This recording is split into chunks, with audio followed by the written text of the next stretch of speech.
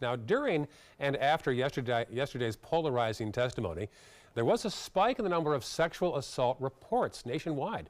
Our Marla Spence has a closer look at that angle. Marla? Well, Ray, as millions of Americans watched hearings and recall Christine Blasey Ford's testimony about her accusations that Supreme Court nominee Brett Kavanaugh sexually assaulted her 36 years ago, many memories are sparked by so many people across the nation. Just yesterday, the sexual assault hotline saw a 147% spike in phone calls into the hotline, the highest spike ever seen.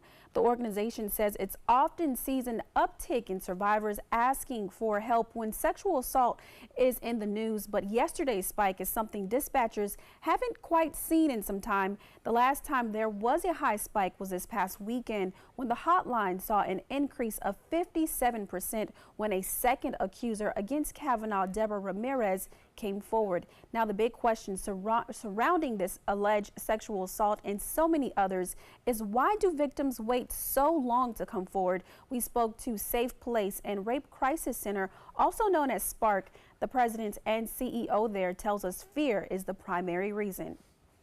It's important to realize that as a culture, we don't usually start by believing. And wouldn't it be nice if someone who had experienced assault could feel comfortable in knowing that, okay, I'm going to share this and people will believe me from the start. And I think oftentimes victims of sexual assault are questioned and blamed. Someone's response to trauma is to just internalize everything, and then, you know, later on they might be at a place where they feel safer or more comfortable sharing that, or even coming to terms with that. Trauma can affect memory. Trauma can affect a lot of different parts of the body and the memory and the response. And many other experts also say victims fear losing their job, housing, reputation, and even their lives.